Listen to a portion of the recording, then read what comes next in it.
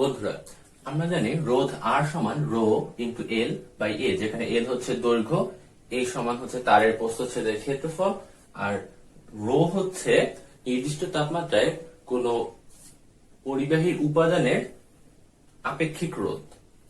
তো এখন তোমাকে যদি বলা হয় যে কোন একটা চেঞ্জ দিয়ে দিল, যে বলা হইলো দৈর্ঘ্য বাড়াইলো বা ক্ষেত্রফল কমাইলো বা এরকম দৈর্ঘ্য আর ক্ষেত্রফলে কোনো চেঞ্জ দিয়ে বললো, ওই ধরো একই উপাদানের জন্য এখন নতুন আপেক্ষিক রোধ কত, তখন তুমি হয়তো ক্যালকুলেশন করে নতুন একটা মান বলবা, কিন্তু সেটা কিন্তু হবে না। একটা জিনিস সবসময় মনে রাখবা যে তারের উপাদান যদি সেম থাকে একই উপাদানের জন্য, যেমন আগেও যদি তামা থাকে পরেও যদি তামা থাকে, এল এর মান এ এর মান চেঞ্জ হোক না হোক, রো সবসময় ফিক্সড থাকবে। একই তাপমাত্রায় একই উপাদানের জন্য আপেক্ষিক রোধ কখনো চেঞ্জ হয় না। এটা একটা ব্যাপার। আরেকটা ব্যাপার হচ্ছে যে তোমরা সবসময় এটা যে ধোকা খাবা, যেখানে যে যদি আমি তোমারে বলি যে দৈর্ঘ্য দ্বিগুণ করা হইলো তাইলে রোধ কয় গুণ হবে, তুমি খুব সিম্পলি বলবা দ্বিগুণ। এই যে ঠিক আছে, কিন্তু যদি আমি তোমাকে বলি যে তারটা টেনে দ্বিগুণ করা হইলো তাইলে রোধ কত গুণ, তখন দ্বিগুণ হবে না। কেন দ্বিগুণ হবে না? দেখো, তুমি যদি টেনে দ্বিগুণ করো তাহলে মোটামুটি বলা যায় যে আয়তন সেমই থাকবে। অর্থাৎ আগে আয়তন যদি V1 হয় তাহলে পরে আয়তন V2, দুইটা পরস্পর সমান হবে, V1 সমান V2 হবে।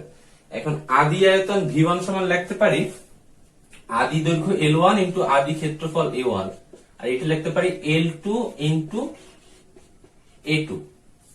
এখন যদি আমি তোমারে বলি যে দৈর্ঘ্য টেনে দ্বিগুণ করা হয়েছে, অর্থাৎ L2 হবে টোয়াইস L1, খুব সিম্পলি।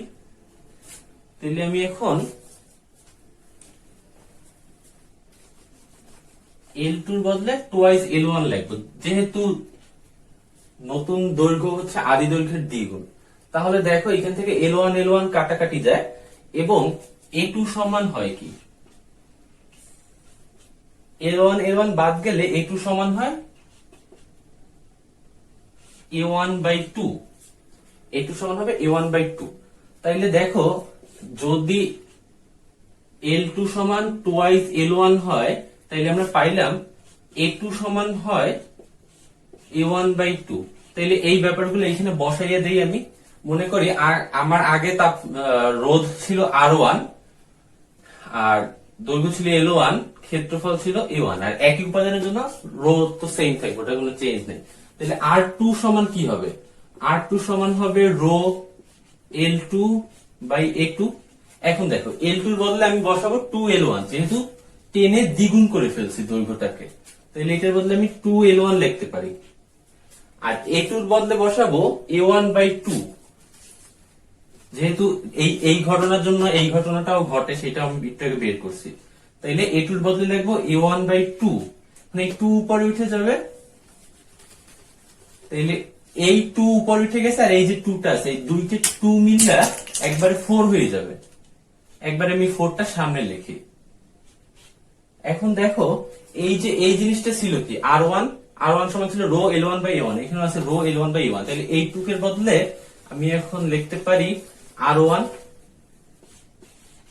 তাইলে R2 সমান আমি আলটিমেটলি পাইলাম কি, R1 ইন্টু 4, অর্থাৎ নতুন রোধ আদি রোধের 4 গুণ। অর্থাৎ টেনে যদি তুমি দৈর্ঘ্য দ্বিগুণ করো তখন নতুন রোধটা দ্বিগুণ হবে না, বরং 4 গুণ হয়ে যাবে। বন্ধুরা, এখন আমরা দেখব কোন একটি নির্দিষ্ট মানের কোষের বিভিন্ন রকম সমবায়, শ্রেণী সমবায়, সমান্তরাল সমবায় এবং মিশ্র সমবায়। মনে করি প্রথমে আমরা শ্রেণী সমবায় দেখব। মনে করি ই মানের n সংখ্যক কোষ শ্রেণী সমবায় আছে। আবার বলছি ই মানের n সংখ্যক কোষ শ্রেণী সমবায় আছে এবং বাইরে একটি বাহ্যিক রোধ ক্যাপিটাল R আছে, তখন তড়িৎ প্রবাহ I এর সমান কি হবে সেটা আমরা দেখব। এখানে যেটা মনে রাখতে হবে যে যদি একই মানের n সংখ্যক কোষ শ্রেণী সমবায়ে থাকে তাহলে মোট তুল্য কোষের মানটা হবে ওই একটা কোষের n গুণ, অর্থাৎ তুল্য কোষটা তখন হবে NE। তাইলে এখন আমরা তড়িৎ প্রবাহের মান বের করার জন্য বেসিক যে সূত্র জানি, I is equal to E by capital R plus small r। Capital হচ্ছে বর্তনীর তুল্য রোধ আর স্মল আর ছিল অভ্যন্তরীণ রোধ। একটা কোষের ক্ষেত্রে বেসিক সূত্র I is equal to E by R plus R, সেই সূত্র বের করে সব কয়টা ক্যালকুলেশন করব। তাহলে I is equal to E by R plus R এর ওই E এর জায়গায় এখন N ই বসবে, যেহেতু অনেকগুলো শ্রেণী সমবায়ে থাকায় মোট তুল্য তড়িৎচালক শক্তি এখন হয়ে গেছে N ই। তাইলে এই যে I is equal to E by R plus R ছিল, একটা কোষের ক্ষেত্রে আমরা যে সূত্র ইউজ করতাম সেইখানে E এর জায়গায় এখন N ই বসবে। তারপর আর এখানে একটা আছে, একটাই, তাই এখানে ক্যাপিটাল আর কোনো চেঞ্জ হয় না, ক্যাপিটাল আর রয়েছে। কিন্তু এই যে অভ্যন্তরীণ রোধ তো n সংখ্যক আছে, তাহলে n সংখ্যক অভ্যন্তরীণ রোধ শ্রেণী সমবায় আছে, তাহলে এইটুকুর জন্য তুল্য রোধ n আর হবে, এই যে এইটা। তাইলে এই যে তুল্য রোধের জায়গায় শুধু স্মল আর এর বদলে এখন n আর বসাবো, তাহলে সিম্পল I এর সমান পাই গেলাম n e by capital R plus n into small r। তাহলে এইটাই হচ্ছে একই মানের কোষের শ্রেণী সমবায়ের জন্য বর্তনীতে তড়িৎ প্রবাহ। এখন দেখো, যদি r greater than n r হয়, অর্থাৎ capital R greater than n into small r হয়, মানে বাহ্যিক রোধের মানটা খুবই বড় হয় অভ্যন্তরীণ রোধের n গুণের থেকে, তাহলে এই যে এই টার্মটাকে আমরা উপেক্ষা করতে পারি। এই টার্মটাকে যদি আমরা উপেক্ষা করি তাহলে আমরা I এর সমান পাই n into E by R, এইটুক বাদ দিলে যে n into E by R। আর মানে হচ্ছে এই একটা কোষের জন্য যে তড়িৎ প্রবাহ পাইতা তার n গুণ। তাহলে এইখান থেকে আমি একটা উপকার পাইতে পারি শ্রেণী সমবায়ের মাধ্যমে।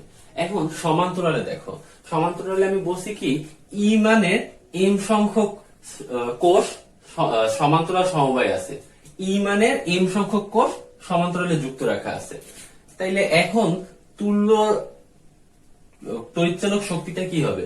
এখন একটা কথা মনে রাখবা যে যদি সেম মানের অনেকগুলো কোষ সমান্তরালে থাকেও তাতে আলটিমেটলি আমার কোনো লাভ হয় না, আমি তুল্য তড়িৎচালক শক্তিটা ওই একটার সমানই পাই। অর্থাৎ এইখানে টোটাল টুকের তুল্য তড়িৎচালক শক্তি আসলে এই ই হবে, এম ই হবে না। তাহলে এইখানে আমি ই বসাবো ওই যে বেসিক সূত্র একটা কোষের জন্য যেটা আমরা ইউজ করি, I is equal to E by capital R plus small r।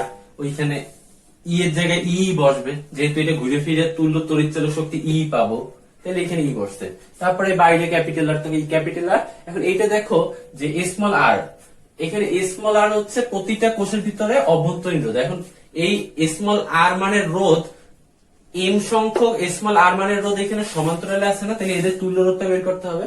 এখন দেখো একটা কথা মনে রাখবা যে যদি অনেকগুলো একই মানের রোধ সমান্তরালে থাকে তাহলে তাদের তুল্য রোধ বের করতে হয় ওই যে মানের রোধগুলো আছে সেই মানটাকে কতগুলো রোধ আছে সেটা দিয়ে ভাগ দিয়ে। তাইলে যদি এম সংখ্যক স্মল আর মানের রোধ সমবায় সমান্তরাল সমবায় থাকে তাহলে তাদের জন্য তুল্য রোধ হবে স্মল আর বাই এম। তাহলে এখানে আমি স্মল আর বাই এম বসাই দেবো আপেক্ষিক রোধের জায়গায়, শুধু আর বসবে না, এখানে বসবে স্মল আর বাই এম। তাহলে এখন দেখো এইটাই হচ্ছে অ্যান্সার। জাস্ট আমি সুন্দর দেখানোর জন্য এম দিয়ে হর ও লবকে গুণ করে দিছে, এর জন্য উপরে আসছে এম ই, নিচে আসছে এম আর প্লাস এইখানে এম দিয়ে গুণ দেওয়ার সময় এম এম কাটাকাটি শুধু আর। তাহলে এইটাই হচ্ছে আমার অ্যান্সার। এখন দেখো যদি এই যে অভ্যন্তরীণ রোধ আর এর মান বাহ্যিক রোধ আর এর এম গুণের থেকে অনেক বড় হয়, তাইলে আমরা এই যে এই টার্মটাকে অ্যাভয়েড করতে পারি। এই টার্মটাকে যদি অ্যাভয়েড করি তাইলে আইপি সমান আমার দাঁড়ায় M into E by R, M into E by R. তার মানে এই ক্ষেত্রে সমান্তরাল সমবায়ের মাধ্যমে আমি একটা সুবিধা পাইতে পারি কি, যে একটা কোষের জন্য যে তড়িৎ প্রবাহ পাইতাম তার এম গুণ পাইলাম, মানে একটা কোষের তড়িৎ প্রবাহের থেকে এম গুণ বেশি তড়িৎ প্রবাহ পাইলাম। এখন দেখো মিশ্র সমবায়, মিশ্র সমবায় হচ্ছে এই দুইটা টাইপের মিক্সড করছে। কিরকম? এখানে আমি বলছি যে এম সংখ্যক লাইন আছে, এম সংখ্যক লাইন প্যারালালে আছে এবং প্রতিটা লাইনের মধ্যে এন সংখ্যক তড়িৎ ই মানের তড়িৎচালক শক্তি সিরিজে আছে। তার মানে ধরো এইখানে যে কথাটা বলছিলাম যে এন সংখ্যক তড়িৎচালক শক্তি যার প্রতিটার মান ই, সেইখানে এরকম একটা লাইন নিছি। আবার এইরকম লাইন নিছি আবার এম সংখ্যক যারা পরস্পর প্যারালালে আছে। তা আশা করি বোঝা গেছে এখানে মিশ্র সমবায়টা কিরকম, যে এম সংখ্যক প্যারালাল লাইন আছে এবং প্রতিটা লাইনের মধ্যে এন সংখ্যক ই মানের তড়িৎচালক কোষ সিরিজে আছে। এই যে কাহিনী। এখন দেখো এটার জন্য তুল্য তড়িৎচালক শক্তি বের করবো কিভাবে, ওই আগের মতোই। তাহলে এই প্রতিটা লাইনে এইখানে যেমন বলছিলাম না যে এই লাইনটুকুর জন্য তুল্য তড়িৎচালক শক্তি হচ্ছে এনই, তার মানে এইখানেও প্রতিটা লাইনের জন্য তুল্য তড়িৎচালক শক্তি এনই, এই যে এই মানটা।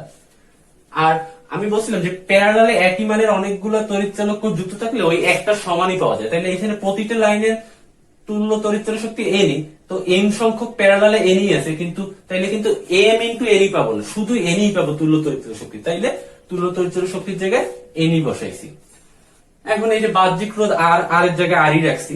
আর দেখো এখন এইখানে যে প্রতিটার মধ্যে আবার স্মল আর মানের অভ্যন্তরীণ রোধ আছে না, তাহলে এখন দেখো এইখানে যখন সিরিজে আছে স্মল আর এন সংখ্যক, তাহলে এই প্রতি সিরিজে তুল্য রোধের মান কত? তুল্য অভ্যন্তরীণ রোধের মান হচ্ছে এন আর, শুধু এন আর প্রতিটা সিরিজে, কারণ প্রতিটা সিরিজে অভ্যন্তরীণ রোধ স্মল আর আছে কয়টা? এন সংখ্যক, মানে তারা সিরিজে আছে। তাইলে এন আর হবে হচ্ছে আমার প্রতিটা সিরিজে তুল্য অভ্যন্তরীণ রোধ। এখন সেই এন আর আছে আবার এম সংখ্যক প্যারালালে, তাহলে এই সূত্র খাটাইয়া এন আর আছে এম সংখ্যক প্যারালালে, তাইলে তুল্য রোধ হবে এন আর বাই এম। আমি বলছিলাম যে একই মানের অনেকগুলা রোধ যদি প্যারালালে থাকে, তাইলে আপনি তুল্য রোধটা বের করার জন্য যে মানটারে সংখ্যাটা দ্বারা ভাগ করি, তাহলে এখানে এন আর আছে এম সংখ্যক, তাহলে এন আর এম দিয়ে ভাগ দিলেই তো এইখানে তুল্য রোধটা বের হয়ে যায়। তাহলে আপেক্ষিক রোধের জায়গায় এখানে শুধু আর না লিখে এন আর বাই এম লিখবো, তাহলে এইটাই এম আই আনসার। সুন্দর দেখানোর জন্য আমি হরলবে এম দিয়ে গুণ দিয়ে দিছি, এই মানে এইখানে এই ফ্র্যাকশনটা সরানোর জন্য। তাইলে এইখানে এম এন আসছে, এইখানে এম আর আসছে, আর এইখানে এম দিয়ে গুণ দেওয়ার সময় এম এম কাটাকাটি যে শুধু এন আর থাকছে। সরি, এইখানে এটা স্মল আর হবে, তাহলে M N E by M into capital R plus N into small R, এখানে এম এম কাটাকাটি যে এন ইন্টু স্মল আর টুকু রয়ে গেছে। ঠিক আছে, তাহলে এন ইন্টু স্মল আর হবে। এখন দেখো এইটা একটা সর্বোচ্চ তড়িৎ প্রবাহ পাওয়ার শর্ত আছে, যদি এম ইন্টু ক্যাপিটাল আর সমান এন ইন্টু স্মল আর হয়, তখনই হচ্ছে এই আইএম এর মানটা ম্যাক্সিমাম হবে। এটা হচ্ছে মিশ্র সমবায়ের ক্ষেত্রে সর্বোচ্চ তড়িৎ প্রবাহের শর্ত। তাহলে এটা তোমার মনে রাখতে হবে, এটা দিয়ে তোমার এডমিশনে অঙ্ক করা লাগতে পারে যে সর্বোচ্চ পরিমাণ তড়িৎ প্রবাহ পাওয়ার জন্য কি করা লাগতে পারে। তখন শর্তটা হবে এম ইন্টু ক্যাপিটাল আর সমান এন ইন্টু স্মল আর, যখন এন সংখ্যক তড়িৎচালক শক্তি তড়িৎচালক কোষ শ্রেণীতে আছে এবং এই শ্রেণী আছে এম সংখ্যক সমান্তরালে যুক্ত। বন্ধুরা, আমরা এখন কিরশফের ল পড়বো। কিরশফের 2টি ল আছে। তো প্রথমটা আসলে কি বলছে দেখো, প্রথমটার নাম হচ্ছে কিরশফের হচ্ছে কারেন্ট ল, এটা কেসিএল বলে, কিরশফ কারেন্ট ল, কেসিএল। তো কেসিএল কি মিন করে দেখো, কেসিএল এর বক্তব্য হচ্ছে ধরো কোন একটা পয়েন্টে গিয়া অনেকগুলো তড়িৎ প্রবাহ এসে মিক্সড হয়েছে, মনে করো এই পয়েন্টটায় অনেকগুলো তড়িৎ প্রবাহ এসে মিক্সড হয়েছে। তো কিরশফ সাহেব বলতে চাইতেছে যে এইখানে যে তড়িৎ প্রবাহ গুলো এসে মিক্সড হয়েছে, এদের সবগুলোর মিলিত যোগফল 0 হয়েছে।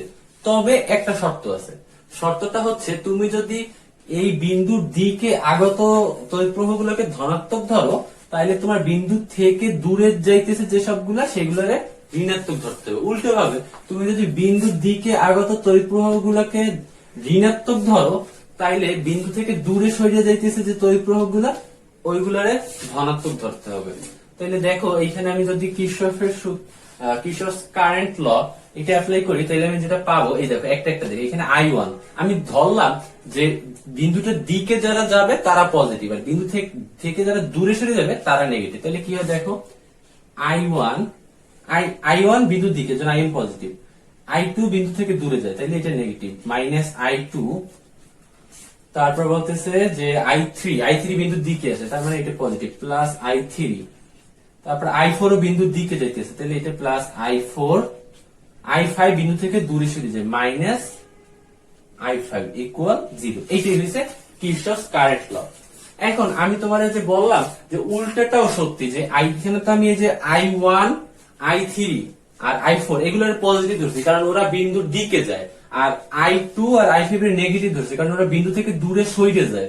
তাইলে আমি বলছিলাম উল্টাটাও সঠিক, যে ওই যারা বিন্দুর দিকে আসতেছে তাদের তুমি নেগেটিভ ধরো, আর যারা বিন্দু দিয়ে দূরে চলে যেতে আছে তাদের তুমি পজিটিভ ধরো। তো এটার একটা প্রমাণ দেখো যে এইটাও যে সত্য তার একটা প্রমাণ দেখো। এই রাশিটাকেই তুমি উভয় পক্ষে মাইনাস দিয়ে গুণ করে দাও, তাহলে পাবা কি minus I1 plus I2 minus I3 minus I4 plus I5 equal 0। Minus into 0 তো 0। তাহলে এই দেখো আগে যারা পজিটিভ ছিল সে কিন্তু নেগেটিভ, আগে যারা নেগেটিভ সে পজিটিভ, পজিটিভ হয়ে গেছে নেগেটিভ, পজিটিভ নেগেটিভ, নেগেটিভ হয়ে গেছে পজিটিভ। তার মানে দুইটাই সঠিক, কিন্তু ওই একটারে পজিটিভ ধরলে উল্টোটারে নেগেটিভ ধরতে হবে, এটাই হচ্ছে মেইন থিম। আর অন্যটা হচ্ছে Kirchhoff's voltage law, KVL, Kirchhoff's voltage ল।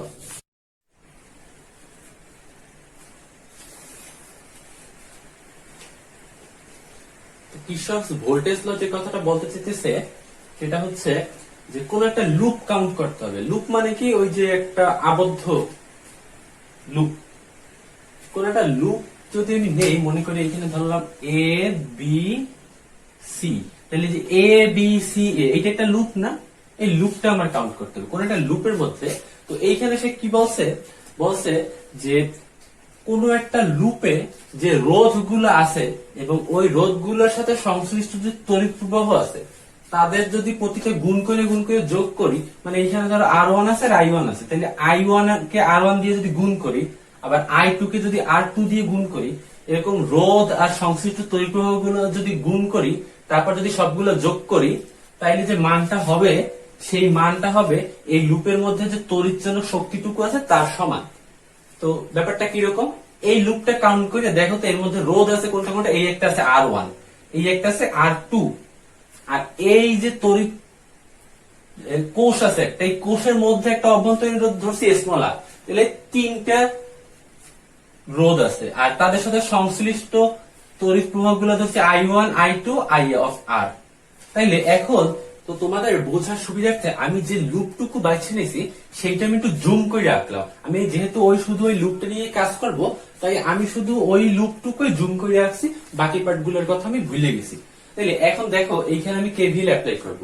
আমি বলছিলাম যে আই আর আর এর গুণফল গুলোর সমষ্টি হবে ই এর সমান, অর্থাৎ তড়িৎচালক শক্তির সমান কোন একটা লুপে। তাইলে এখন এইখানে I1 R1, এইখানে আগে একটা জিনিস মনে রাখতে হবে, তোমার ক্লকওয়াইজ বা এন্টি ক্লকওয়াইজ দুইটার মধ্যে যে কোনো একটাকে পজিটিভ ধরতে হবে।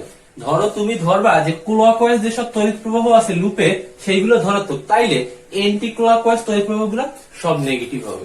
তাইলে দেখো আমি শুরু করি, এইখানে লাগবে I1 ইন্টু R1।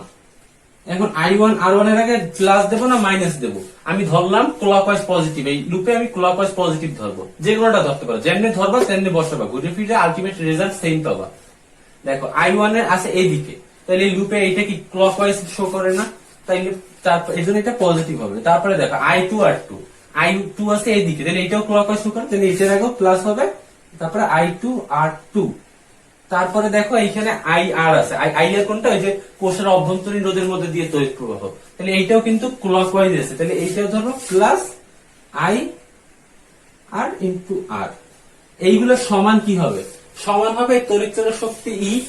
এখন দেখো ভাইয়া এইখানে একটা বোঝার ব্যাপার আছে, এই যে তড়িৎচালক শক্তিটা আছে 10 ভোল্ট, এখন আমার অবস্থা অনুযায়ী প্লাস 10 লেখা লাগতে পারে, মাইনাস 10 লেখা লাগতে পারে, সেইটা আমি কিভাবে বাছাই করব। দেখো যদি এমন হয় যে আমি যেদিকে তড়িৎ প্রবাহ পজিটিভ ধরছি, যেমন এইখানে ধরছি ঘড়ির কাঁটার দিকে তড়িৎ প্রবাহ পজিটিভ, সেই যে ধরাটা আমি যেভাবে তড়িৎ প্রবাহ পজিটিভ ধরছি ওই দিকে তড়িৎ প্রবাহকে যদি এই তড়িৎচালক কোষটা সমর্থন করে, সাপোর্ট করে, তাইলেই আমি প্লাস 10 নেব, নাইলে আমি মাইনাস 10 নেব। এই কথাটার আসলে অর্থ কি, দেখো আমি এদিক এইভাবে তড়িৎ প্রবাহটাকে ধনাত্মক ধরছি, তাহলে দেখো তো এই যে তড়িৎ কোষের যে চেহারাটা এইটা পজিটিভ, এইটা নেগেটিভ, তাইলে আমরা জানি কি তড়িৎ কোষের পজিটিভ প্রান্ত দিয়া তড়িৎ প্রবাহ শুরু হয়ে নেগেটিভ প্রান্তে এসে পৌঁছায়, তাহলে এইটা তো শো করতে আছে একটা এমন তড়িৎ প্রবাহ যেটা আসলে ঘড়ি কাঁটার উল্টা দিকে, তার মানে ও আসলে আমি যেটাকে পজিটিভ ধরছি ওটাকে সাপোর্ট করে না। আমি তো পজিটিভ ধরছি এইভাবে ফ্লোকে, কিন্তু ওর যে চিত্রটা আমি আঁকছি সেইটা আমাকে শো করতেছে এইদিকে ফ্লো, তার মানে আমার ধরাটাকেও সাপোর্ট করে না, তাইলে আমি এইখানে প্লাস 10 লিখতে পারবো না, আমি লিখতে হবে আমার মাইনাস 10। এইটা প্লাস 10 লিখতাম তখন যদি আমি ঘড়ির কাঁটার বিপরীতটাকে পজিটিভ ধরতাম, তখন প্লাস 10 লিখতে পারতাম। অথবা ধরো ঘড়ির কাঁটার দিকটাই পজিটিভ ধরছি কিন্তু এই প্লাস মাইনাস উল্টানো আছে, এখন যেমন আছে তেমন না, প্লাসটা আছে এইখানে মাইনাস আছে এইখানে, তখন এই প্লাস 10 লিখতে পারতাম। কেন, কারণ দেখো যদি প্লাস সাইডটা এদিকে থাকতো মাইনাস সাইডটা এদিকে থাকতো, তাহলে ফ্লোটা এইটা মিন করতো এবং আমি এইটাকেই পজিটিভ ধরছি, তার মানে তখন ও আমার ধরাটাকে সমর্থন করতো, কিন্তু এইখানে ও আমার ধরাটাকে সমর্থন করে নাই, কারণ আমি ধরছি ঘড়ির কাঁটার দিকে পজিটিভ, কিন্তু ও শো করতে আছে ও যে অবস্থায় আছে তাতে ফ্লোটা হওয়া উচিত হচ্ছে ঘড়ির কাঁটার বিপরীত দিকে, কারণ প্লাস দিয়ে বের হয়ে মাইনাসে এসে পৌঁছাবে। সুতরাং ও যেহেতু আমার বিরোধিতা করতেছে সেহেতু আমি এইখানে মাইনাস দেবো। এখন এইখানে যে I1R1, I2R2, IR ইন্টু আর এই সবগুলোকে প্লাস নিছি, মাইনাস নিতাম কখন?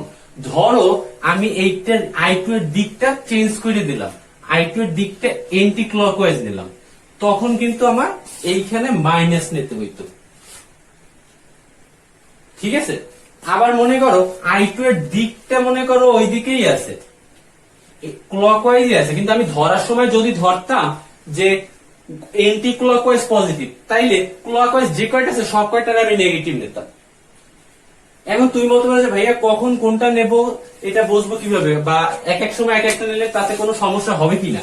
কোনোটাতেই কোনো সমস্যা হবে না। তুমি শুধু ঠিক রাখবা যে আমি যেটা ধরছি সেইভাবে সব বসাইছি কিনা। তুমি ধরো এই যে কোষের প্যাটার্নটা, তড়িৎ প্রবাহ তো যে কোনো একদিকে হবে, আসলে তো দুই দিকে তো হবে না, হবে তো কোনো না কোনো দিকে।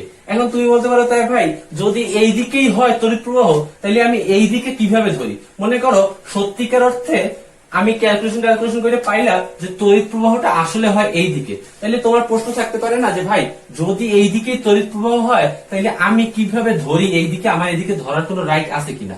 তোমার রাইট আছে। তখন কি হবে জানো, এটা যে I2 না, আর ধরো এমন সব স্ট্যান্ডার্ড দ্বারা করানো হয়েছে তড়িৎ প্রবাহটা আসলে এদিকে, এইখানে তুমি ক্যালকুলেশন করে কিভাবে জানি না, মনে করো কোন একটা প্যাটার্নের জন্য, কোন একটা বর্তনীর জন্য তড়িৎ প্রবাহটা হবে এই দিকে, কিন্তু তুমি I2 এর দিকটা ধরছো এই দিকে, তখন তুমি এই I2 এর মানটা পাবা সামথিং নেগেটিভ। সেইটাই তোমার বুঝাই দেবে তুমি যেদিকে ধরছো তড়িৎ প্রবাহটা তার বিপরীত দিকে। তুমি এই চিহ্ন দেখে বুঝে যাবো। বন্ধুরা, আমরা এখন কিরশফের সূত্র ব্যবহার করে এই সমস্যাটা সমাধান করব। এখানে একটা বর্তনী দেওয়া আছে, আর আমার জানতে হবে I1 সমান হোয়াট এবং I2 সমান হোয়াট। এই হচ্ছে I1 আর এই হচ্ছে I2, I1 আর I2 এর মান বের করা লাগবে। তো এই বর্তনীতে I1 এবং I2 এর মান বের করবো আমরা কিরশফের সূত্র প্রয়োগ করে। তো সেটা আমরা কিভাবে করব দেখো। প্রথমে আমরা এই বিন্দুতে কিরশফ কারেন্ট ফ্লো অ্যাপ্লাই করবো, KCL অ্যাপ্লাই করবো। তাহলে এইখানে দেখো এই যে I2 টা এইখান থেকে ঘুরে আসে এইখানে I2 মিলছে, আর I1 টা এইখান থেকে গিয়ে এইখানে গিয়ে মিলছে। আর এই যে দেখো এদিকে I গেছে, এইটা যদি I হয় তাহলে এদিকটাও I, তার মানে এই পয়েন্টে I1 এবং I2 এসে মিলছে, তাহলে ওদের আমি ধরলাম পজিটিভ। আর I চলে গেছে পয়েন্ট থেকে দূরে সরে গেছে, তাহলে ওদের ধরলাম নেগেটিভ, তাহলে এইটা সমান 0। তাহলে এইখান থেকে লেখা যায় যে I1 প্লাস I2 সমান I। তাহলে এইটা আমার একটা সমীকরণ পাই গেল। এখন আমি যদি এই লুপে কিরশফ ভোল্টেজ ল অ্যাপ্লাই করি, এই লুপটা দেখো, এই লুপে আমি ধরলাম ক্লকওয়াইজ হচ্ছে পজিটিভ, তাহলে দেখো এইখানে পাবো কি I ইন্টু 20, I আছে কিন্তু ক্লকওয়াইজ, এর জন্য পজিটিভ হবে I ইন্টু 20। তারপরে এদিকে আসতে I1 ইন্টু 15, I1 কিন্তু ক্লকওয়াইজ আছে এর জন্য পজিটিভ হবে I1 ইন্টু 15 সমান, এখানে দেখো এখানে আমি আসলে একটা উপেক্ষণীয় রাখছি, এই যে তড়িৎচালক কোষের অভ্যন্তরীণ রোধটা উপেক্ষণীয় ধরে নিছে, তাহলে এখানে আর কোনো রোধ নাই।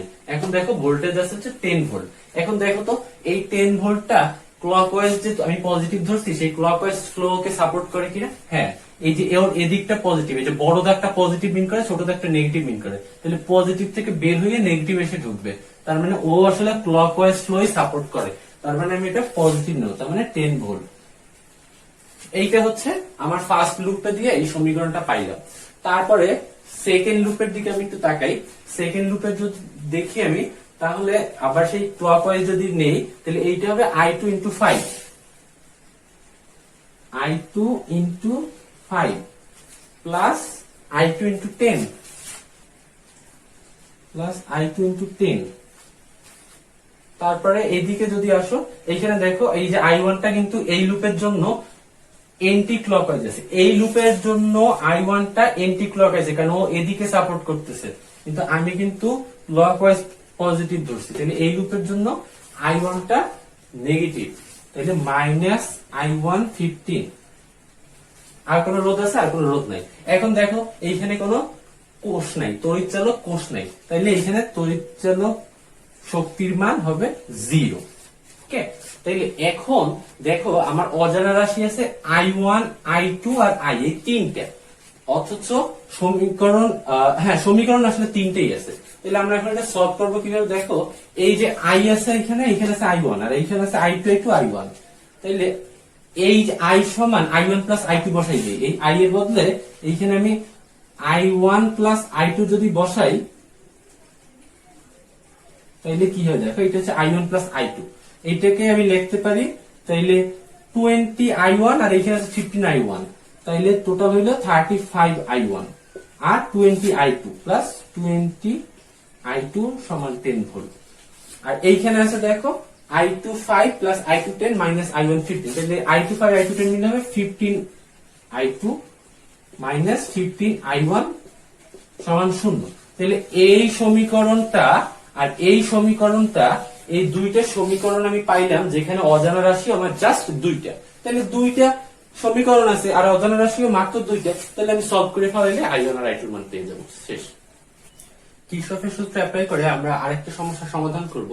এটা বইয়ের ভর্তি পরীক্ষা 2016-17 সালের একটি প্রশ্ন। তো এইখানে দেখো যে একটা বর্তনী দেওয়া হয়েছে এবং এখানে কি কি ম্যাটেরিয়াল আছে দেখো। এখানে একটা তড়িৎচালক কোষ আছে যার ভ্যালু E, একটা 10 ওহম রোধ, এখানে একটা 2 ওহম রোধ, 3 ওহম রোধ, আর মানের রোধ আছে, 5 ভোল্ট একটা তড়িৎচালক কোষ আছে, এখানে একটা তোমার এখানে একটা ভোল্ট মিটার, আর এখানে আছে হচ্ছে তোমার একটা অ্যামিটার। তো এইখানে আবার বললেও দিয়েছে যে ভোল্ট মিটারের পার রিডিং হচ্ছে 5 ভোল্ট, এইখানে অ্যামিটার রিডিং হচ্ছে 2 অ্যাম্পিয়ার। তো এই সব ডাটা দেওয়া আছে। আমার জাস্ট এই অজানা রাশি দুইটা আর আর ই এর মান বের করা লাগবে, এখানে রোধ বের করা লাগবে, এখানে তড়িৎচালক শক্তির মান বের করা লাগবে। তো আসলে এটা সলভ করি, খুব সিম্পলি কাজটা করে ফেলবো। প্রথমে এই লুপটা নেই। এই লুপটা যদি আমি নেই, ধরো আমি এইটার তড়িৎ প্রবাহ ধরলাম হচ্ছে I1 আর এইটার তড়িৎ প্রবাহ এইদিকে ধরলাম এবং ধরলাম হচ্ছে I2, I1 আর I2 দুইটাই ধরো এইদিকে ধরছি। আর আমি ধরলাম এন্টি ক্লকওয়াইজ পজিটিভ। কি ধরছি? Anti clockwise positive. তাহলে আমি কি করব দেখো, এই লুপটা যদি কাউন্ট করি, I1 আছে এদিকে, তাহলে I1 R1 এদিক থেকে ঘুরে এসে I2 ইন্টু 3, কিন্তু I2 আছে ক্লকওয়াইজ, আমি ধরছি পজিটিভ এন্টি ক্লকওয়াইজ, তাহলে এটা নেগেটিভ হবে 3I2। আর কোন রোধ আছে না? এখানে আর কোন রোধ নাই। এইখানে তড়িৎচালক শক্তি আছে 5 ভোল্ট। এখন 5 পজিটিভ নেব না নেগেটিভ নেব? দেখো এন্টি ক্লকওয়াইজ পজিটিভ ধরছে এবং এইটা দেখো এই যে প্লাস পার্টটাই নেগেটিভ পার্টটাই, তাহলে এই যে চিত্রটা যেভাবে আঁকা আছে তাতে কি মিন করে, এই প্লাস পার্ট থেকে তড়িৎ প্রবাহ শুরু হয়ে নেগেটিভ পার্টে এসে শেষ হবে। তার মানে এই তড়িৎচালক কোষটা আসলে আমি যে এন্টি ক্লকওয়াইজটারে পজিটিভ ধরছি সেইটাকে সাপোর্ট করে, কারণ এটা বড়টা পজিটিভ ছোটটা নেগেটিভ, বড়টা থেকে শুরু হয়ে ছোটটা এসে পৌঁছাবে। তাহলে ও আসলে anti clockwise negative anti clockwise তড়িৎ প্রবাহকেই সাপোর্ট করে, তাইলে ও পজিটিভই হবে, যেহেতু আমি এন্টি ক্লকওয়াইজটার পজিটিভ ধরে নিয়েছি এই লুপের জন্য। তাইলে আমার সমীকরণটা আসলে I1 আর R, এটা শুধু R, নট R1 লেখার দরকার নেই, আমার দেওয়াই আছে R। তাহলে I1 into R minus 3I2 সমান 5। এখন ভাইয়া এখানে একটা ব্যাপার আছে, এইখানে আমরা বলে দিচ্ছে না যে এই দেখো আর এই যে আর মানে রোধটা, তার দুই পাশে ভোল্ট মিটার কানেক্ট করা, তো এই রিডিংটা হচ্ছে 5 ভোল্ট। এই কথার অর্থ কি জানো? এই রোধটা এবং তার সংশ্লিষ্ট যে তড়িৎ প্রবাহ এদের গুণফল, এই যে I1 R1 I1 R, এইটা সমান 5 ভোল্ট। এই ভোল্ট মিটারের রিডিং 5 ভোল্ট মিন করে এই ভোল্ট মিটারটা লাগানো আছে কোথায়? এই আর রোধের দুই পাশে। তার মানে এইটা রিডিং 5 ভোল্ট, মানে এই রোধটা এবং তার সাথে সংশ্লিষ্ট তড়িৎ প্রবাহটার গুণফল হচ্ছে 5। তার মানে I1 ইন্টু R সমান 5। তাহলে এইটা আমি যদি এখানে বসাই দেই তাহলে দেখো কি হয়, 5 মাইনাস 3I2 সমান 5। তাহলে দুই পেট দিয়ে 5 বাদ, তাহলে থাকে কি মাইনাস 3I2 সমান 0। মাইনাস 3I2 সমান 0 যদি হয় তাহলে I2 সমান কত হবে? I2 সমান 0 হবে অবশ্যই। তার মানে আমি পাইলাম I2 সমান এখানে 0। এখন আমি যে ডাটাগুলো পাইলাম সেগুলো আমি এখানে লিখে রাখি। I1 R সমান 5 এবং I2 সমান 0। তাহলে দেখো তো এইখানে এখন আমি অন্য কোন লুপটা নিলে আমার সুবিধা হবে। দেখো আমি এখন হচ্ছে এই লুপটা নেব। এই দেখো এই যে শুরু করে আইসা এই উপরের পার্টটুকু, নিচের টুকু না, শুধু উপরের পার্টটুকু এই। তাহলে এই পার্টটুকু নিয়ে কাজ করি এবং এইখানে ফ্লোটা ধরি আমি আই, ঠিক আছে। তাহলে এই দেখো এইখানে কিন্তু এই আই হচ্ছে মূল তড়িৎ প্রবাহ বর্তনীর, এই তড়িৎ প্রবাহটা হচ্ছে আই। তাহলে এইখানে যেটা আই কিন্তু এইখানে সেইটাই একই, সেম আই। তাহলে এইটা মান দেওয়া আছে অ্যামিটারের রিডিং 2 এম্পিয়ার, তার মানে এই আই সমান আসলে হবে 2 এম্পিয়ার, তাই তো। তাহলে দেখো এই লুপটার জন্য কি হবে, প্রথমে এই আই সাথে এই 10 ওহমের কানেকশন, তাহলে আই ইন্টু 10, তারপরে দেখো এখানে কিন্তু হচ্ছে আমি ক্লকওয়াইজ কে পজিটিভ ধরছি এই লুপের জন্য, ক্লকওয়াইজ কে পজিটিভ ধরছে, আই এর দিকটা কিন্তু ক্লকওয়াইজ আছে এর জন্য পজিটিভ হইছে। তারপরে এখানে আবার আই ইনটু এই যে 2, আই এর মান 2, তারপরে 2 ইনটু 2 মানে 4, এখানে ওইটা ক্লকওয়াইজ আছে এর জন্য পজিটিভ হইছে। তারপরে উপরে যাও, উপরে গেলে এইখানে i2 এর মান 0, আমি এটাকে বের করছি, তার মানে এইটার আর এটার গুণফল 0 হয়ে যাবে, তার মানে ওটা আমার লেখার দরকার নেই। তারপরে এই যে আর কোনো রোধ নাই, তার মানে এক লেফট হ্যান্ড সাইড, এখন রাইট হ্যান্ড সাইডে তড়িৎচালক শক্তি লাগবে। তাহলে এইখানে দেখো এইখানে এই লুপটা যেটা নিছি তার মধ্যে তড়িৎচালক শক্তি আছে এই ই একটা আর 5 ভোল্ট একটা। এখন দেখো তো আমি তো তড়িৎচালক এই ক্লকওয়াইজটা পজিটিভ ধরছি, তাহলে কোন কোন তড়িৎচালক কোষ এই ক্লকওয়াইজ ফ্লো সাপোর্ট করে, ও ক্লকওয়াইজ সাপোর্ট করে, তার মানে ও হবে পজিটিভ। কিন্তু এই যে ও আছে দেখো, ও কিন্তু এদিকে সাপোর্ট করে, এই যে ওর পজিটিভটা বড়টা পজিটিভ, তার মানে ও এদিকটা সাপোর্ট করতেছে, তার মানে ও হবে নেগেটিভ, তার মানে E-5। তাহলে ই সমান পাই কত, দেখো ই সমান পাবো হচ্ছে এই যে 5টা এই পিছনে চলে আসবে, তাহলে 20 আর 4 24 আর 5 29, তার মানে ই এর মান 29। তাহলে এখন দেখো এখন আমার একটা পাই গেছি, ই পাওয়া শেষ, এখন আমার জাস্ট এই আর এর মানটা বের করতে হবে, তাই তো। আমি ই পাইছি, ই এর মানটা ওইখানে লিখে দিই, ই সমান হচ্ছে 29। তাহলে এখন এই আর বের করবো, এখন এই লুপটা ধরি, এই যে এইখান থেকে এসে এই জায়গায় নিচের পার্টটা আবার এইটুকু, তাহলে এটা আবার ধরি, এইটু 10 20 প্লাস 2 ইন্টু 2 4, তারপরে এখানে এসে I1 ইন্টু আর, এখানে দেখো I1 কিন্তু এইদিকে এবং আমি ক্লকওয়াইজ পজিটিভ দিচ্ছি, তাহলে প্লাসই হবে, ঠিক আছে, সমস্যা নেই, আর কোনো রোধ নাই, শেষ। এখন রাইট হ্যান্ড সাইডে জাস্ট তড়িৎচালক শক্তি হবে, তড়িৎচালক শক্তি দেখো এখানে আছে জাস্ট এই একটা, এটা তো ভোল্টমিটার, এটা কিন্তু আবার তড়িৎচালক শক্তি নেই, তড়িৎচালক শক্তি এখানে এই একটাই আছে, তড়িৎচালক কোষ ই। এখন দেখো ই কিন্তু তড়িৎচালক, ওই যে ই কিন্তু ওই তড়িৎ প্রবাহ ক্লকওয়াইজ সাপোর্ট করতেছে, দেখছো কিন্তু এদিক থেকে সাপোর্ট করছে, তাহলে এটা কিন্তু পজিটিভই হবে। আর ই এর মান পাইছে 29, তাহলে এই 29।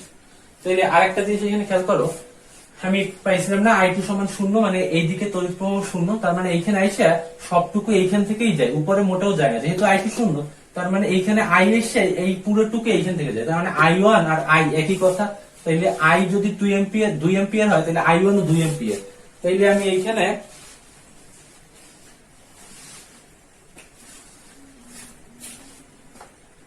এইখানে এই I1 এর বদলে 2 বসাই দিতে পারি, তাহলে দেখো কি হয়, এই 20 আর 4 24, 29 থেকে 24 বিয়োগ দিয়ে থাকবে টুয়াইজ এর সমান 5, এই যে 20 আর 4 24, 29 দিয়ে 24 গেলে 5 থাকে, টুয়াইজ এর সমান 5, তাহলে আর সমান 5/2 মানে 2.5, তাহলে এইটাই आंसर, আর সমান 2.5 আর ই সমান 29 ভোল্ট, শেষ। বন্ধুরা আমরা এখন একটু শর্টকাট দেখব, যে যদি 3টা রোধ পরস্পর সমান্তরালে থাকে বা 2টা রোধ পরস্পর সমান্তরালে থাকে, তাহলে কোন একটা নির্দিষ্ট রোধের ভিতর দিয়ে তড়িৎ প্রবাহ কত হবে। তো মনে করি 2টা রোধ পরস্পর সমান্তরালে আছে R1 আর R2, এবং তাদের মধ্যে দিয়ে সংশ্লিষ্ট তড়িৎ প্রবাহ I1 এবং I2, যেখানে মূল তড়িৎ প্রবাহ হচ্ছে I। তাহলে তখন এই I1 সমান কি হবে, মানে R1 রোধের ভিতর দিয়ে কি পরিমাণ তড়িৎ প্রবাহ যাবে, সেটা হচ্ছে I হচ্ছে মূল প্রবাহ into R2 by R1 plus R2, মানে নিচে থাকবে হচ্ছে এই দুইটারই যোগফল, আর উপরে থাকবে যারটা বের করতেছি সে বাদে অন্যটা। যেমন এইখানে I1 বের করতে আছে, এর জন্য এখানে আছে R2, তাইলে এইখানে যদি I2 বের করতাম তাইলে কি হইতো, তাইলে এইখানে এটা হয়ে যেত R1, সিম্পল, আর কোনো চেঞ্জ নেই। নিচে R1 প্লাস R2, ওই I1 বের করার সময় এইটাই থাকবে, I2 বের করার সময় এইটাই থাকবে। যদি 3টে থাকতো তাইলে কি হইতো, ধরো এই যে I1 বের করবো, মানে R1 এর ভিতর থেকে যে রোধটা যাবে সেইটা বের করবো, তাহলে I1 সমান হবে মূল প্রবাহ I ইনটু এইটা, এটা কি, এটা হচ্ছে নিচে থাকবে R1 R2 plus R2 R3 plus R3 R1, মানে জোড়া জোড়া 3টে জোড়া নিছি, আর উপরে থাকবে এই যারটা বের করতেছে সেইটা বাদে অন্য রোধ 2টার গুণফল R2 R3। তাহলে এইখানে যদি I2 থাকতো তাহলে বাকি সব সেম থাকতো, জাস্ট এইখানে হয়তো এইখানে I2 থাকলে এইখানে হয়তো R1 R3, এখানে I3 থাকলে এখানে হয়তো R1 R2, বাকি সব তিনটার ক্ষেত্রেই সেম থাকবে। তো এখন দেখো ওই যে গ্যালভানোমিটার আর শান্টের মধ্যে তড়িৎ প্রবাহ যখন বের করা হয় তখন কি হয়, তো তখন ধরো এই গ্যালভানোমিটার আর শান্ট দুইটা পরস্পর সমান্তরালে থাকে, তাহলে এইটা ধরি G আর এইটা ধরি S, আর এইটারে ধরি I অফ G, এইটারে ধরি I অফ S, তাহলে এদের ক্ষেত্রেও একই কথা প্রযোজ্য হবে না? তাহলে এই যে I2 বদলে যদি আমি I অফ G বের করতে চাই, তাহলে এইখানে কি লিখবো, এই নিচে থাকবে তো তোমার হচ্ছে এই G আর S এর যোগফল, আর উপরে থাকবে যেহেতু G এর ভিতর দিয়ে তড়িৎ প্রবাহ নিতেছে তাহলে উপরে থাকবে S, আর যদি এখানে I অফ S বের করতে চাইছেন তাহলে এইখানে থাকতো G, সিম্পল, একই রকম, শেষ। তো বন্ধুরা আমাদের হচ্ছে এমিটার আর ভোল্টমিটারের পাল্লা বৃদ্ধি সংক্রান্ত কিছু ম্যাথ আছে।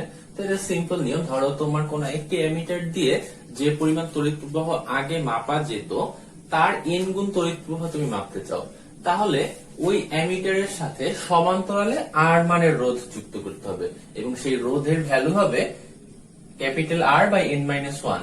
এখানে ক্যাপিটাল R হচ্ছে এমিটারের রোধ, আর এই n হচ্ছে যত গুণ মাপতে হবে তত।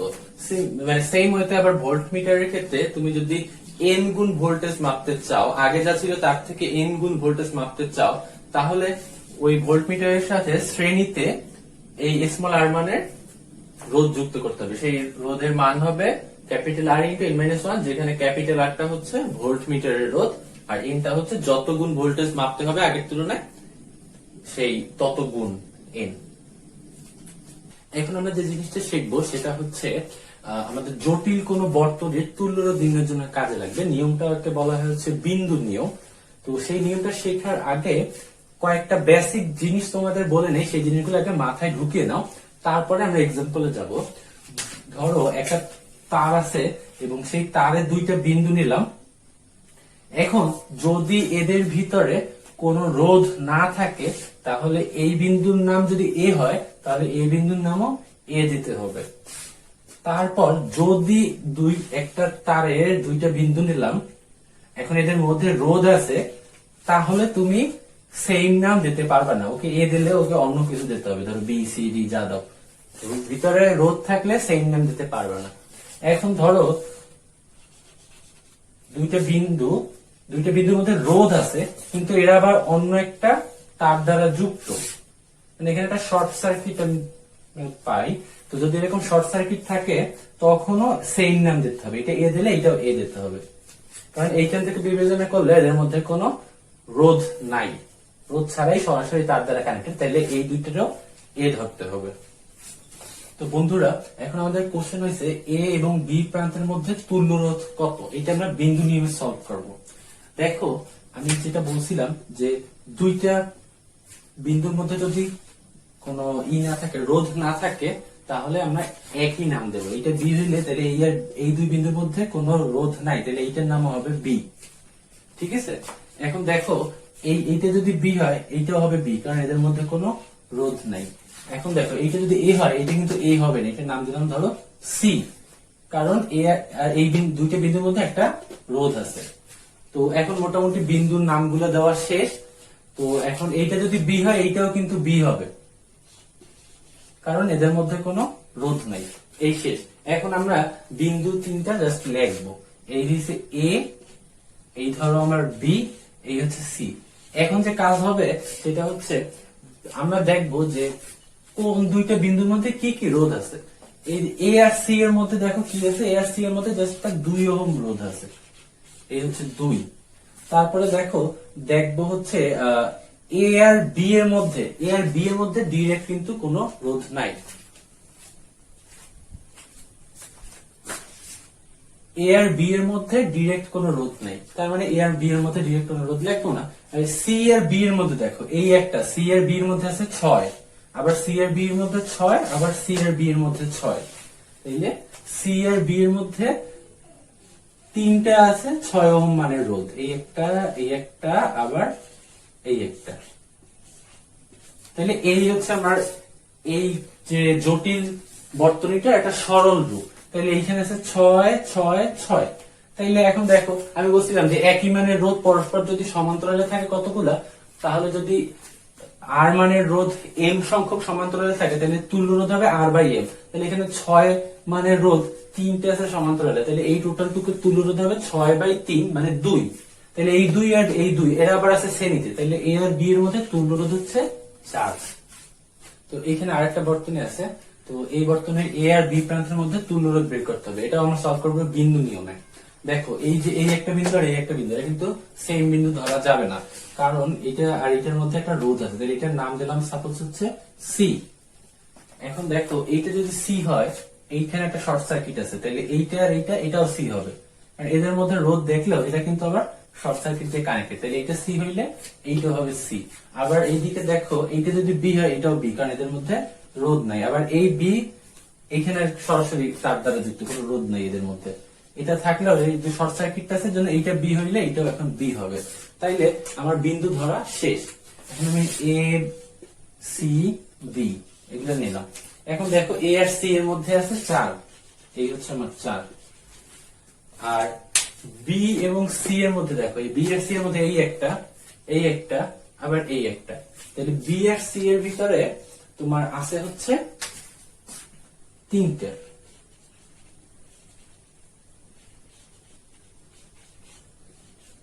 এই যে 6 6 6, তাহলে এইখানে হচ্ছে 6, এই পার্টটুকু হয়ে যাবে তোমার হচ্ছে 2, আর এই 2 আর 4 টোটাল হচ্ছে 6, তাহলে তুল্য রোধ আমার 6 শেষ। বন্ধুরা আমরা এখন হচ্ছে মিটার ব্রিজ আর পটেনশিওমিটার রিলেটেড যেসব অঙ্ক আছে তার জন্য নেসেসারি সূত্রগুলো দেখবো। মিটার ব্রিজ তেমন একটা সমস্যা না, জাস্ট একটা সূত্র P/Q সমান L/100 L। তো P হচ্ছে বাম ফাঁকে রোধ, Q হচ্ছে ডান ফাঁকে রোধ, L হচ্ছে বাম প্রান্ত থেকে ভারসাম্য বিন্দুর দূরত্ব, আর 100 L হচ্ছে ডান প্রান্ত হতে ভারসাম্য বিন্দুর দূরত্ব। আর পটেনশিওমিটার থেকে হচ্ছে তোমার দুই টাইপের ম্যাথ আসে, একটা হচ্ছে কোনো কোষের তড়িৎচালক শক্তি নির্ণয় সংক্রান্ত, সেটাকে আমি টাইপ 1 দিয়ে বুঝিয়েছি, এবং তার জন্য নেসেসারি সূত্র হচ্ছে E সমান I into L into R by capital L। আরেকটা হচ্ছে এখানে E2 হবে, আরেকটা হচ্ছে E1/E2 সমান L1/L2। তো এখানে E হচ্ছে কোষের তড়িৎচালক শক্তি, যেটা আমি নির্ণয় করব। I হচ্ছে পটেনশিওমিটার বর্তনীতে তড়িৎ প্রবাহ, স্মল l হচ্ছে তোমার ভারসাম্য বিন্দুর দূরত্ব, ক্যাপিটাল R হচ্ছে পটেনশিওমিটারের তারের রোধ, আর এই যে ক্যাপিটাল L এইটা হচ্ছে তোমার মোট তারের দৈর্ঘ্য, আর এই টাইপ 2টা হচ্ছে কোষের অভ্যন্তরীণ রোধ নির্ণয় সংক্রান্ত। এটা হচ্ছে L1/L2 - 1 ইন্টু ক্যাপিটাল R। এখানে ক্যাপিটাল R হচ্ছে একটা বাহ্যিক রোধ, এটা হচ্ছে পটেনশিওমিটারের তারের রোধ না, অন্য একটা বাহ্যিক রোধ। আমি আবার বলছি পটেনশিওমিটারের তারের রোধ না। তো এখানে L1 হচ্ছে এই R না থাকা অবস্থায় সাম্যবিন্দুর দূরত্ব, আর L2 হচ্ছে R থাকা অবস্থায় সাম্যবিন্দুর দূরত্ব। তো বন্ধুরা আমরা এখন যে অঙ্কটা দেখবো সেখানে হচ্ছে 4 ভোল্টের একটা তড়িৎচালক কোষ আছে, আর এখানে গিয়ে দুটো প্যারালাল লাইন আছে, একটা আছে 1 ওহম রোধ আর 3 ওহম রোধ শ্রেণীতে, আবার এখানে আছে 2 ওহম আর 4 ওহম রোধ শ্রেণীতে, আর এই লাইন দুটো আছে প্যারালালে, তারপর আবার তারা কানেক্টেড হয়ে তড়িৎচালক কোষে ফেরত আসছে। তো এখন এখানে আমাকে প্রশ্নে বলা হইলো যে এ আর বি পয়েন্ট, এইটা যদি আমি তার দিয়ে কানেক্ট করে দেই তাহলে কোন দিকে তড়িৎ প্রবাহ হবে, এ থেকে বি এর দিকে না বি থেকে এ এর দিকে। তাহলে এখন এই যে এই এ আর বি যদি আমি কানেক্ট করে দেই তাহলে দেখো তড়িৎ প্রবাহ হবে কিনা, এটি কিন্তু একটা সন্দেহ আছে যে আদৌ তড়িৎ প্রবাহ হবে কিনা। এটা আমি চেক করবো হুইটস্টোন ব্রিজ মেথড থেকে। তো হুইটস্টোন ব্রিজ এটা সবাই পারো, কেউ কিছু না পারলে হুইটস্টোন ব্রিজ পারে। তো এখানে P/Q হচ্ছে 1/3 আর R/S হচ্ছে 2/4, দ্যাট মিনস 1/2। তার মানে দে আর নট ইকুয়াল, তার মানে এদের মধ্যে তড়িৎ প্রবাহ হবে। যদি ইকুয়াল হয়ে যেত তাহলে তড়িৎ প্রবাহ হইতো না।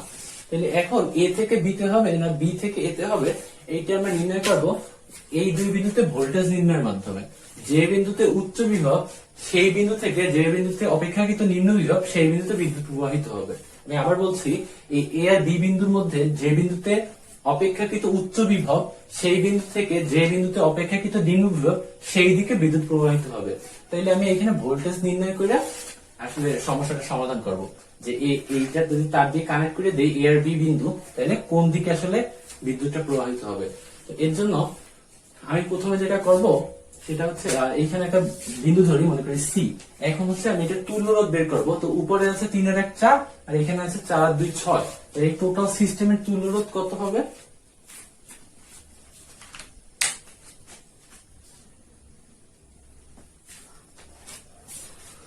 তাহলে টোটাল সিস্টেমের তুল্য রোধ কত হবে দেখো, এখানে আছে হচ্ছে 3/4 1/4 প্লাস 1/6, নিচে আছে 4/6।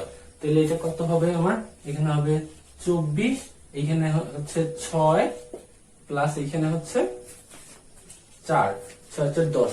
তো 10/24, দ্যাট মিনস হচ্ছে 10/24 হচ্ছে তোমার, এখানে হচ্ছে আমি যদি অর্ধেক অর্ধেক নেই 5/12, তো উল্টে দিলে হবে 12/5। তাহলে 12/5 হচ্ছে আমার এই টোটাল সিস্টেমটার তুল্য রোধ।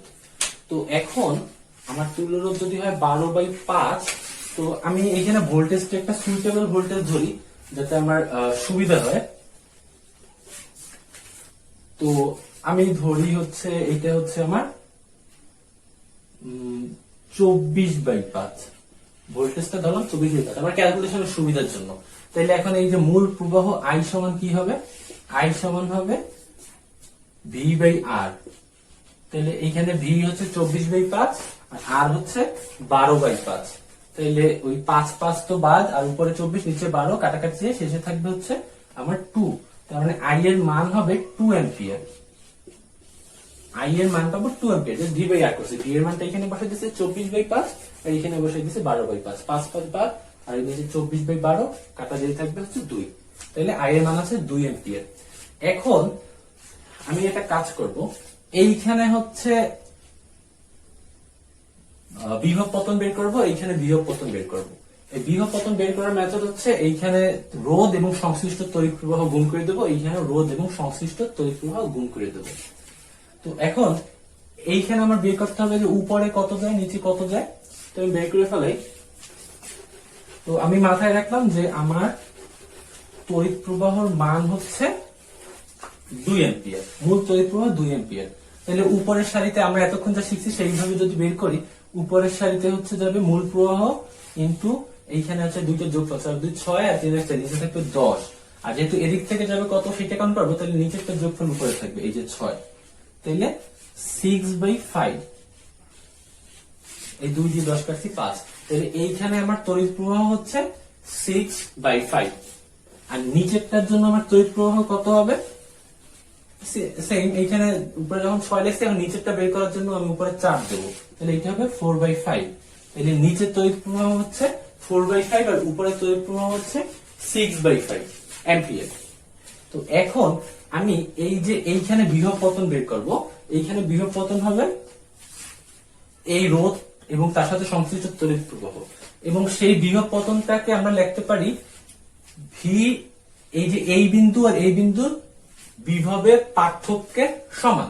এইখানে বিভব পার্থক্য যে বের করব, সেই বিভব পার্থক্যটা আসলে কিসের বিভব পার্থক্য, এই বিন্দু আর এই বিন্দুর বিভব পার্থক্য, তাহলে এদের ডিফারেন্স। এখন দেখো তড়িৎ যেহেতু এদিক থেকে প্রবাহিত হয়ে এদিকে যাইতেছে, তার মানে আমরা ধরতেই পারি যে সি বিন্দু তো উচ্চ বিভব এবং এ বিন্দু নিম্ন বিভব, তাহলে বিভব পার্থক্যটা আমরা বলতে পারি ভিসি মাইনাস ভিএ, এবং সেটার মান হবে, আমি আগেই বলছি, এই যে সংশ্লিষ্ট তড়িৎ প্রবাহ এই আর এই রোধ, যে রোধের সংশ্লিষ্ট তড়িৎ প্রবাহ সেই তড়িৎ প্রবাহটা আর এই রোধটা।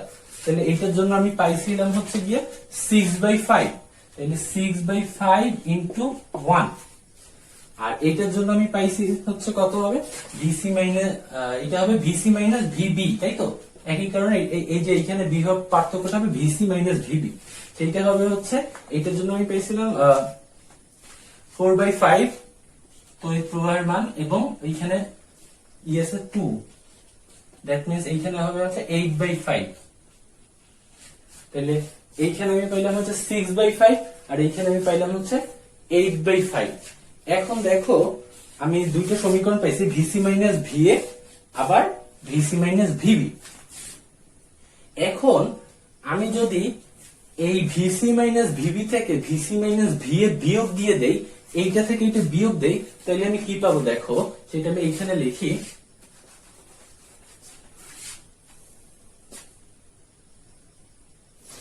এটা যদি আমি এই উপরে লিখি, তাহলে ব্যাপারটা কি হয় যে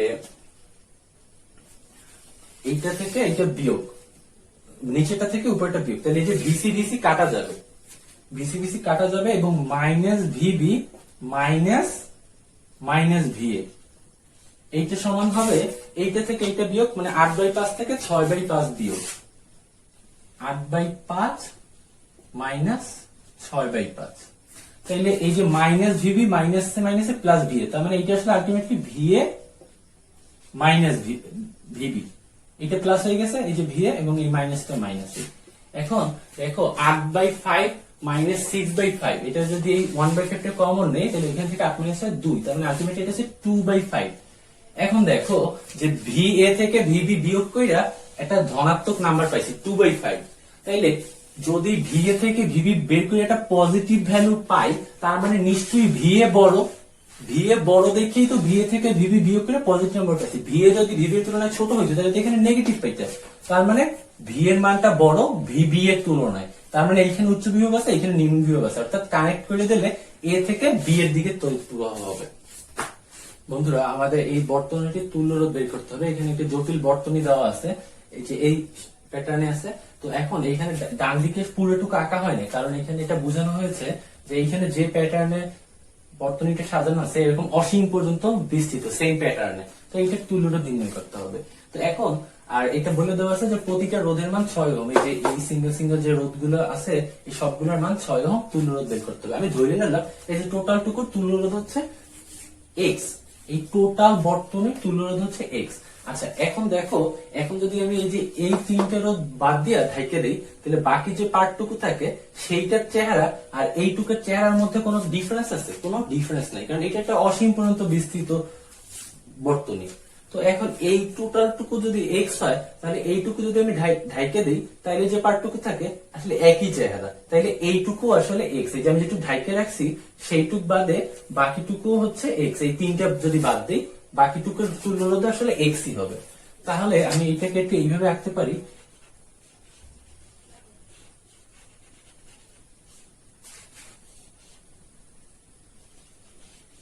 এইটুকের মান হবে এক্স, এইটা 6, এইটা 6, এইটা 6। তাহলে এখন আমি যদি তুল্য রোধ বের করি তাহলে যেটা হবে 6 প্লাস, এখন এই যে এই দুইজনের তুল্য রোধ হবে এরকম 1/6 plus 1/x whole to the power -1। আবার এখানে এই যে এই 6 আর এইটুকু সমান্তরাল আছে, এই প্যারালাল পার্টটুকু, এই প্যারালাল পার্টটুকু ক্যালকুলেশন এখানে, আর এই 6 এই আর এই 6 হচ্ছে এই, এখন এইটা হচ্ছে তুল্য রোধ। তাহলে আমি কি লিখতে পারি, তাহলে এই টোটালটুকু হচ্ছে এই সমগ্র বর্তনীর তুল্য রোধ। তাহলে এই টোটালটুকু যদি সমগ্র বর্তনীর তুল্য রোধ হয় তাহলে আমরা লিখতে পারি যে এই টোটালটুকু যদি সমগ্র বর্তনীর তুল্য রোধ হয় তাহলে এইটুকু সমান আমরা এক্স লিখতে পারি, কারণ আমরা ধরে নিয়েছি যে টোটাল সমগ্র বর্তনীর তুল্য রোধ হচ্ছে এক্স, তাহলে এক্স সমান হবে এইটা। তো এখন এইটার যদি আরো সিম্পলিফাই করি 6 প্লাস এইটা হবে হচ্ছে 6x, এইখানে হবে হচ্ছে x প্লাস এইখানে হবে হচ্ছে 6 whole to the power -1 plus 6, তাহলে এইটুকু হচ্ছে 12। আর এইটা যদি উল্টাইয়া দেই, এই 6 আর 6 মিলে হচ্ছে 12, আর এইটা যদি উল্টাইয়া দেই তাহলে এই উপরে হচ্ছে 6x আর নিচে হচ্ছে x প্লাস 6, আর এইখানে আগে তো একটা x সমান এটা আছেই। এখন আমি যেটা করব x প্লাস 6 দিয়ে লেফট হ্যান্ড সাইডে রাইট হ্যান্ড সাইড গুণ দিয়ে দেবো, তাইলে আমি যেটা পাবো লেফট হ্যান্ড সাইডে x প্লাস 6 দিয়ে গুণ দিলে পাবো হচ্ছে x স্কয়ার প্লাস 6x, আর রাইট হ্যান্ড সাইডে যদি x প্লাস 6 দিয়ে গুণ দেই তাহলে পাবো হচ্ছে 12x প্লাস 72 প্লাস 6x। তাহলে এখন দেখো এটা আসে কি, x স্কয়ার এই 6x বাদ -12x -72 ইকুয়াল টু 0। এটা একটা x এর দিকের সমীকরণ পাওয়া গেছে, এইখান থেকে x এর মান পেয়ে যাবো, শেষ।